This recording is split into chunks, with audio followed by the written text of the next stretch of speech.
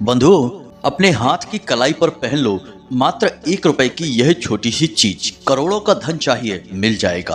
अरबों की संपत्ति आपकी होगी। प्यार पाना है किसी का तो प्यार भी मिल जाएगा। 7 जन्मों तक साथ दे ऐसा साथी भी मिल जाएगा। आपकी किस्मत इतनी चमकदार हो जाएगी कि फिर जो कुछ भी सोचोगे आप मन में वह हकीकत में होने लगेगा। तो जयकारा बोलो माता रानी का, माता रानी के साचे और सिद्ध दरबार की जय बोलो।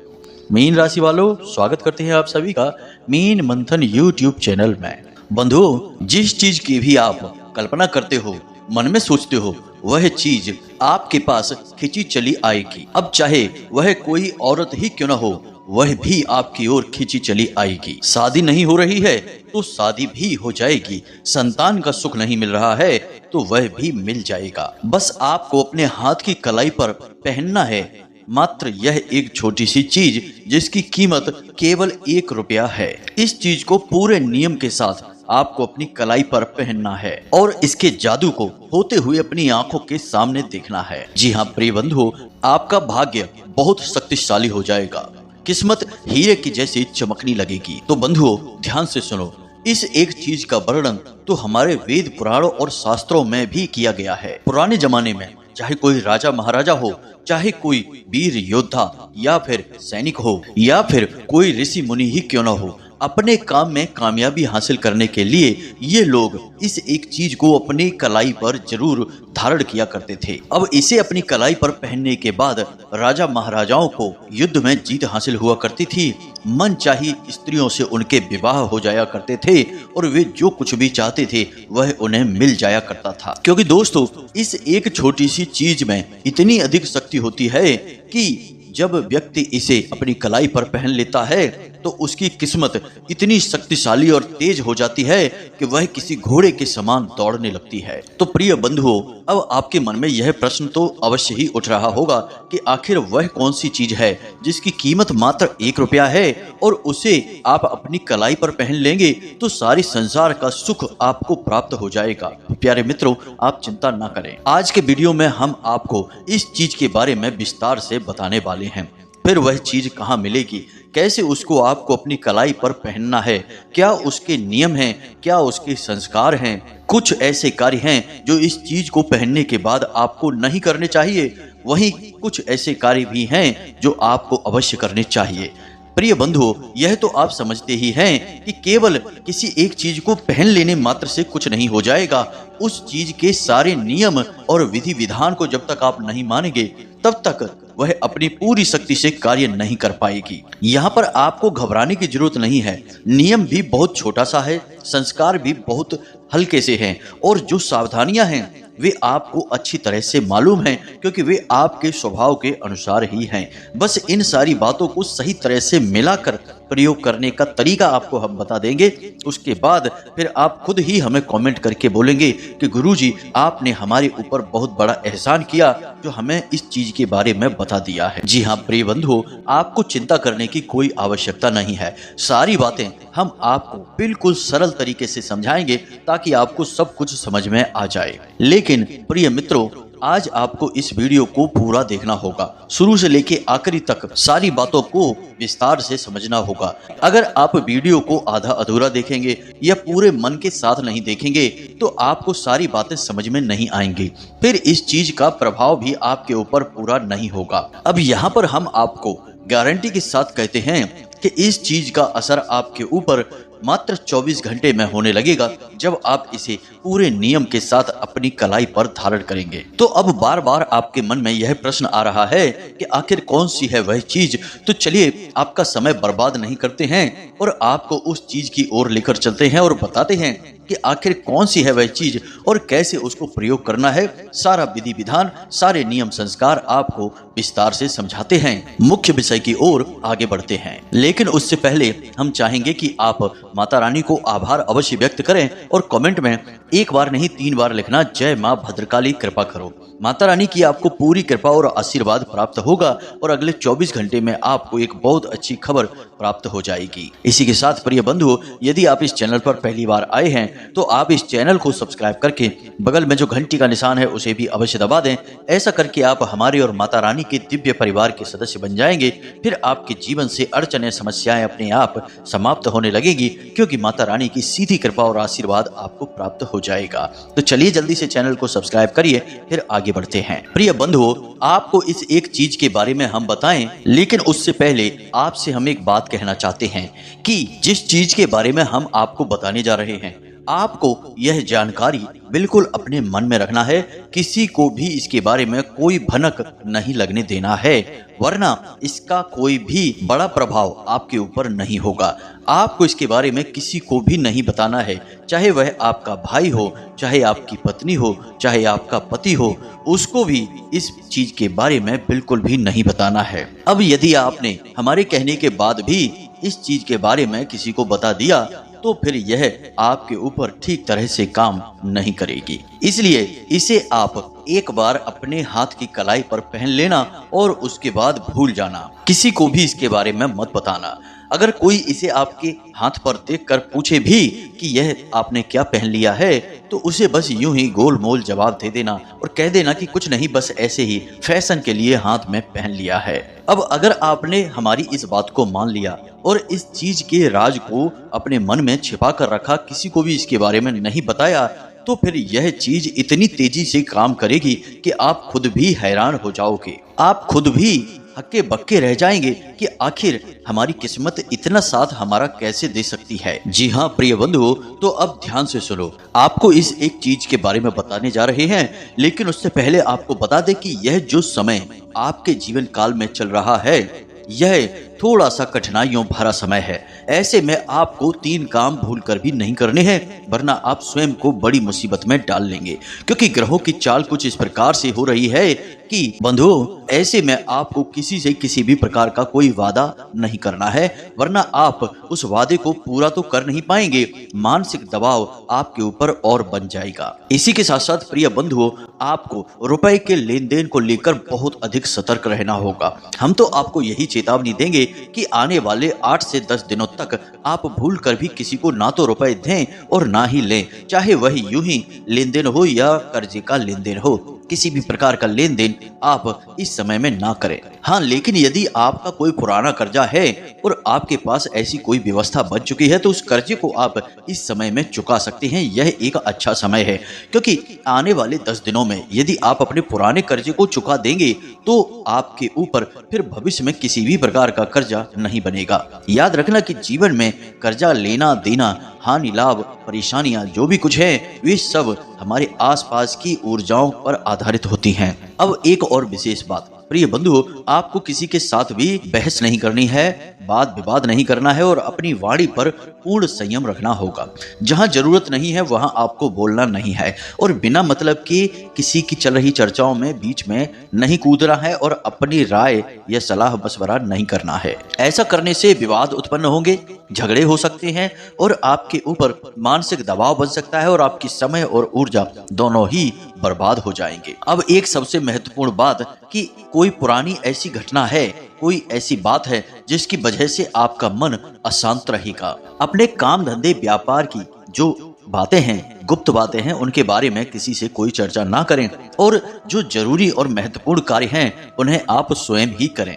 खास तौर से रुपए पैसे से संबंधित जो लेन देन है, उन्हें आप किसी और पर न डालें, उन्हें आप स्वयं ही अपने हाथों से करें। जी हाँ प्रिय बंधुओं, अब हम आपको बता दें कि यह समय जो आपके जीवन काल में चल रहा है, यह वही समय है जिसमें कि आपको सबसे बड़ी परेशानी यानी कि भावनात्मक तौर पर चोट पहुंचाई जा सकती है और किसी न किसी प्रकार का धोखा मिलेगा। कोई ऐसा व्यक्ति जिससे आपको उम्मीद नहीं होगी, वह आपके खिलाफ कुछ ऐसा कार्य करेगा या ऐसी बात बोलेगा जिससे आपका मन दुखी हो जाएगा और आप बेचैन होने लगेंगे। किसी के द्वारा कही गई बात आपको बहुत अधिक चुभेगी और लंबे समय तक आपको परेशान करती रहेगी। तो ऐसे में हम आपको केवल यही सलाह देंगे कि आप जितना हो सके उतना अपने काम से काम रखें।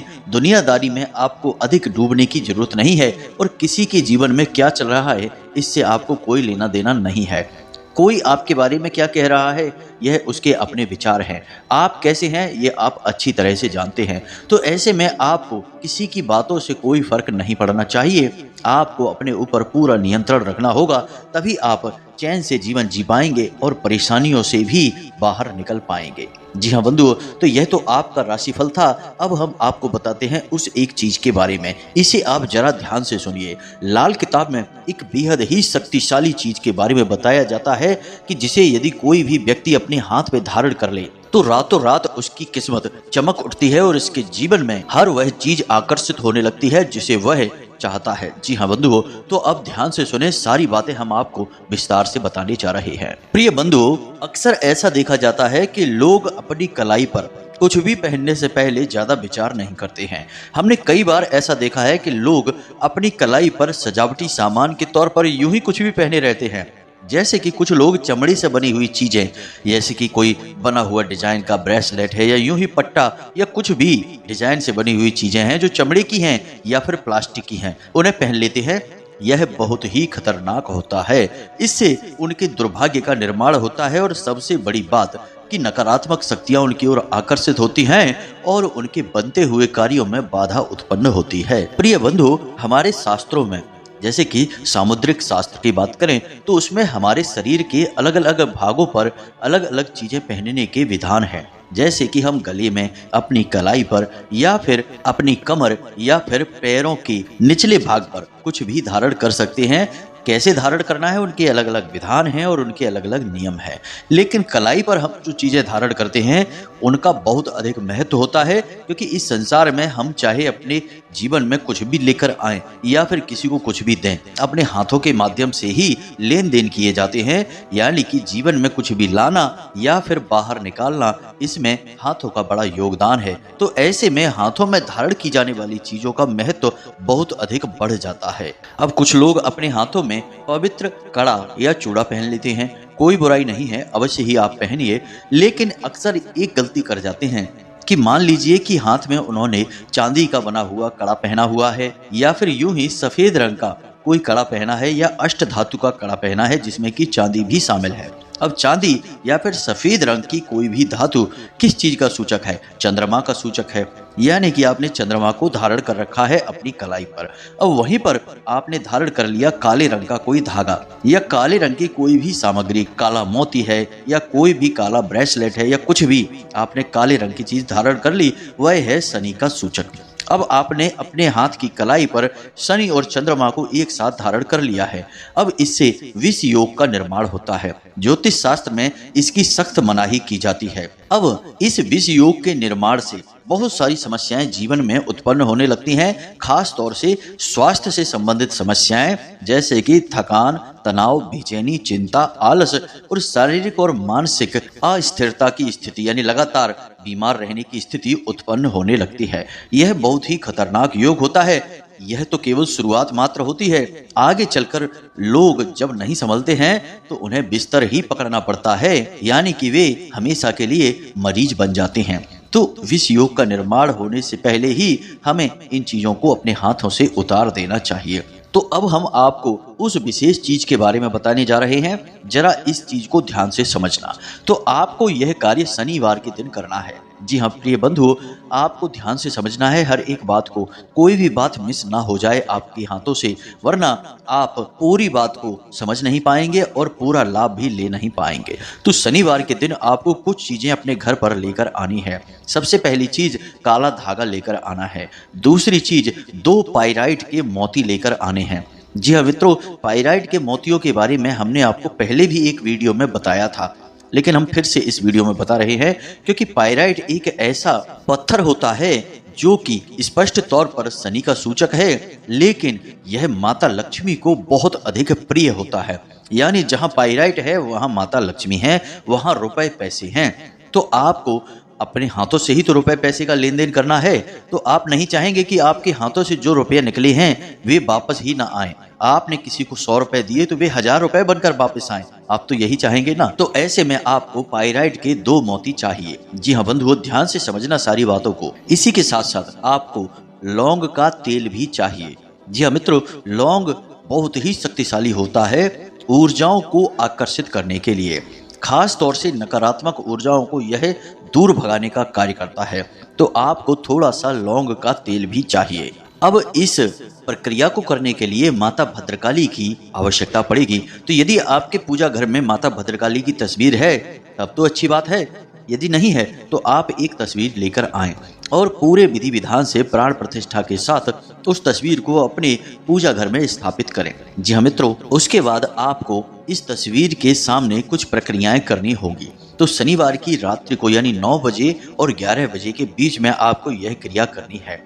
आप जो धागा, जो पायराइट के मोती लेकर आए हैं, सबसे पहले उनका शुद्धिकरण करना होगा। शुद्धिकरण करने के लिए सबसे पहले आपको उनके ऊपर गंगा जल छिड़कना होगा। अब धागा इतना बड़ा होना चाहिए कि उसे आपके हाथ पर 8 बार लपेटा जा सके। जी हाँ मित्रों, यह प्रक्रिया बहुत बारीक है, इसे समझना बहुत आवश्यक है। लाल किताब में और अन्य कई किताबों में इसका वर्णन मिलता है, पुराणों में भी इसका वर्णन देखने को मिलता है, लेकिन यह बहुत ही गुप्त विद्या है। इसे खुलेआम नहीं बताया जाता है क्योंकि इसकी शक्ति बहुत अधिक है।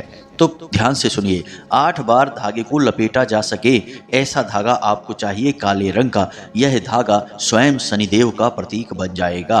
अब आपको क्या करना है कि इसका शुद्धिकरण आपने कर लिया है, गंगा जल इसके ऊपर छिड़क दिया है। थोड़ी देर के लिए इस धागे को, इस लौंग के तेल को और इन पायराइट के 2 काले मोतियों को माता भद्रकाली के चरणों में आप रख दें। अब यदि आपको पायराइट का मोती नहीं मिल पा रहा है तो आप चिंता न करें, किसी पूजा की दुकान पर जाएं और काले मोती, बड़े बड़े से हों, ज़्यादा छोटे ना हो, ऐसे काले 2 मोती लेकर आ जाएं।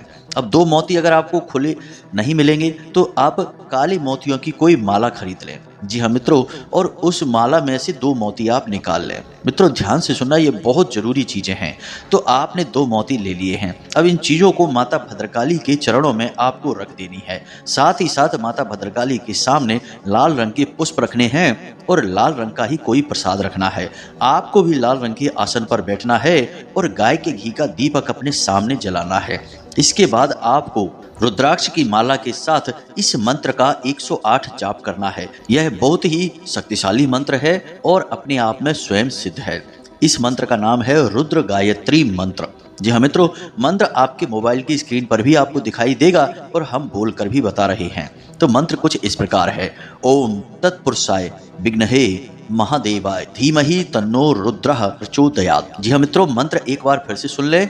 ओम तत्पुरुषाय विघ्नहे महादेवाय धीमहि तन्नो रुद्रः प्रचोदयात्। इस मंत्र का आपको 108 जाप करना है, यानी 1 माला जाप करेंगे। उसके बाद आप इस सामग्री को माता भद्रकाली के चरणों में रखी छोड़ देंगे और माता रानी से यह निवेदन करेंगे कि हे माता रानी, आपके जीवन में जो भी कष्ट हैं, जो भी समस्याएं हैं, उन्हें पूरी तरह से समाप्त कर दें और इस सामग्री के अंदर आप अपनी शुद्ध सकारात्मक ऊर्जा और अपने आशीर्वाद को भर दें, ताकि आप जब इसे धारण करें तो आपके जीवन में कभी कोई परेशानी आए ही ना और आप जो चाहे वह आपकी ओर खींचा चला आए। अब ऐसा थोड़ा देर निवेदन करें। निवेदन तब तक आप करेंगे जब तक कि आपका जो दीपक आपने जलाया है वह जल रहा है। जब दीपक स्वयं शांत हो जाए तो आपको वहां से उठना है और उन चीजों को माता रानी के चरणों के नीचे रखी छोड़ देना है। उसके बाद अगले दिन यानी कि रविवार के दिन आप सूर्योदय से पहले जागेंगे। जी हाँ मित्रों, ध्यान से सुनना है। सूर्योदय से पहले जागेंगे और स्नान आदि करने के बाद आप माता रानी के पास जाएंगे और उनके चरणों में रखी हुई इस सामग्री को उठाएंगे। अब जो धागा आपने लिया था उसे पूरी तरह से, जो आपने लौंग का तेल लिया था उसमें डुबा देंगे, यानी कि वह लौंग का तेल उसके आसपास अच्छी तरह से उसे लगा देंगे। जी हाँ मित्रों, और उसके बाद वे जो 2 मोती आपने लिए थे पायराइट के, उन्हें भी उस धागे के अंदर डाल देंगे और उसके बाद आप धीरे धीरे उस धागे को अपने दाहिनी कलाई पर लपेटेंगे। आप इसके लिए किसी की मदद भी ले सकते हैं। बस कोशिश यह करें कि आप जिससे मदद लें उससे इस विषय पर ज़्यादा चर्चा ना करें कि यह क्या है और क्यों है। बस आप उससे यह कह दें कि यह बस आपके लिए रक्षा कवच का निर्माण कर रहे हैं, ज़्यादा बातें उसके बारे में ना बताएं। तो आप धीरे धीरे इस धागे को अपनी कलाई पर लपेटेंगे। जब 1 चक्कर पूरा हो जाएगा तो आप इस मंत्र का उच्चारण करेंगे जो कि आपने पहले किया था, रुद्र गायत्री मंत्र, यानी ओम तत्पुरुषाय विघ्नहे महादेवाय धीमहि तन्नो रुद्रः प्रचोदयात्। इस मंत्र का 1 चक्कर के बाद आप जाप करेंगे। फिर दोबारा एक और चक्कर लगाएंगे तो फिर से जाप होगा। इस तरह 8 चक्कर लगेंगे और 8 बार इसका जाप होगा। उसके बाद आप धागे पर गांठ लगाकर उसे बांध लेंगे अपनी कलाई पर। 2 मोती उसी के अंदर डले हुए हैं। याद रखें कि धागा रेशम का होना चाहिए, कॉटन का धागा आप ना लें क्योंकि कॉटन बड़ी ही जल्दी अशुद्ध हो जाता है। अब एक बार आपने इसे अपनी कलाई पर धारण कर लिया, उसके बाद यह अपना काम करना शुरू कर देगा। कुछ चीजें हैं जिनका आपको विशेष ख्याल रखना होगा। मांस मदिरा का सेवन ना करें, गलत कार्यों में लिप्त ना हो, बिना मतलब में किसी को सताएं ना, जरूरत ना हो जब तक तब तक झूठ ना बोलें, और सबसे बड़ी बात कि आप इस धागे को 24 घंटे दिन भर धारण करके रखें। इसे बिल्कुल भी कभी भी अपने हाथों से उतारें ना, इसे अपवित्र ना होने दें। अब यह अपवित्र कब होता है, ध्यान से सुनें। आपकी दैनिक क्रियाओं में यह अपवित्र नहीं होगा। आप स्नान आदि करते हैं, शौच जाते हैं, तो यह अपवित्र नहीं होगा क्योंकि यह आपकी ऊर्जा से सही संतुलन बना लेगा। और अपवित्र यह कब होगा, इसे आप ध्यान से सुनिए। यदि इसे महिलाएं बांधती हैं, जो शादीशुदा महिलाएं हैं, विवाहिता हैं, वे अपने बाएं हाथ पर बांधेंगी और मासिक धर्म यानी कि रजस्वला के समय इसे उन्हें उतारना होगा। इसी प्रकार पुरुष यदि बांधते हैं तो यदि वे किसी की शव यात्रा में जा रहे हैं, शामिल हो रहे हैं, तब उन्हें इसे उतारना होगा। इसी प्रकार यदि घर में किसी प्रकार का विशेष सूतक पातक हो जाता है तो यह अपवित्र हो जाता है। पहले ही इसे उतार देंगे तो इसकी पवित्रता बनी रहेगी, लेकिन यदि आपने इसे पहने रखा और ऐसी परिस्थिति में आप आ जाते हैं तो यह अपवित्र हो जाता है। तो अब मान लो कि यदि यह एक बार अपवित्र हो जाता है तो आप क्या करें, तो आपको यह धागा बदलना होगा। मोती आप ज्यों के त्यों रखें, पुनः इसे पवित्र कर लें, शुद्धता कर लें, और शुद्धता करने के लिए इन मोतियों को 24 घंटे के लिए गाय के बने पंचगव्य में डुबा कर रखें। उसके बाद गंगा जल से इन्हें स्नान कराने के बाद ये मोती पूर्ण पवित्र हो जाएंगे। उसके बाद किसी नए काले धागे में लौंग के तेल में डुबाकर इसे पुनः से इसी प्रक्रिया के साथ शनिवार के दिन आप अपनी कलाई पर बांध लें।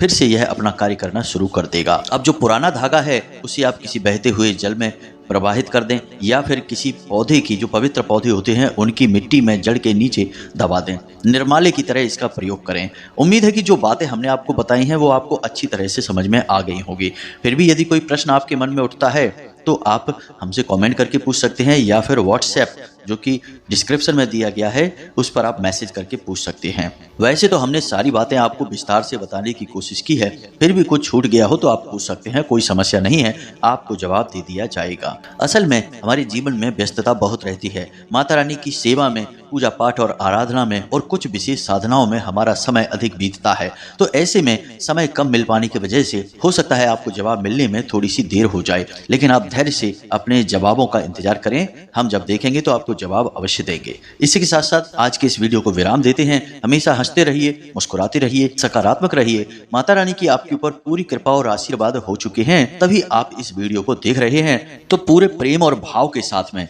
बोलिए जय माई की, जय मां भद्रकाली। मिलते हैं अगले ज्ञानवर्धक वीडियो में, तब तक के लिए धन्यवाद। जय माई की। माता रानी आपका कल्याण करें।